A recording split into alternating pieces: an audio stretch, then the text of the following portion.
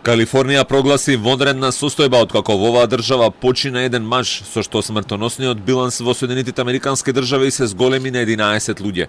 Станува збор за човек на возраст од 71 година, кој боледувал од хронична болест и патувал на крузер од Сан Франциско до Мексико минатиот месец.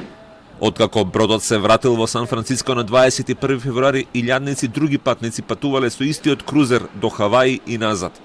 Бродот сега е во карантин и постојат сомневања дека 11 патници и 10 членови на екипажот се болни од коронавирус.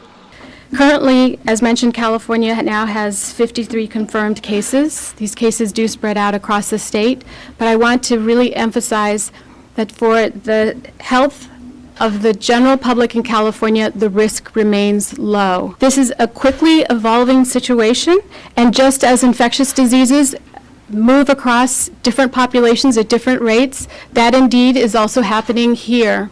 10 од 11 смртни случаи во Соединетите Американски држави се во државата Вашингтон, каде болеста се прошири во еден дом за стари лица, но вирусот се шири и во Тексас и Небраска.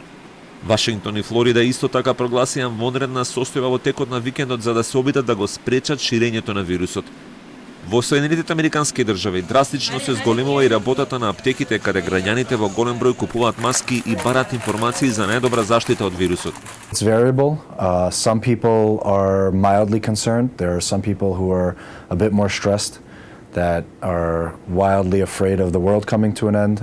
Some people are a little bit calmer when you rationally look at the numbers of those extremely sick to the quantity of people infected. Во САД во моментов има 150 пријавени случаи на пациенти кај кои е потврдена респираторната болест COVID-19 во 16 сојузни држави. Во целиот свет има повеќе од 92.000 случаи, од кои 80.000 се во Кина. Повеќе од 3.000 луѓе починаа во целиот свет, од кои исто така најголем дел се во Кина. Покрај Кина најтешка е ситуацијата во Јужна Кореја, каде вчера имаше нови 516 случаи или вкупно над 5700. Смртоносниот биланс изнесува 35 луѓе.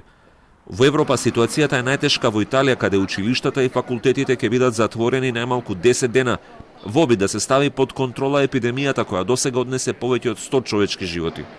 Меѓународниот монетарен фонд соопшти дека со $50 милиарди ќе им помогне на државите кои се најтешко погодени од коронавирусот.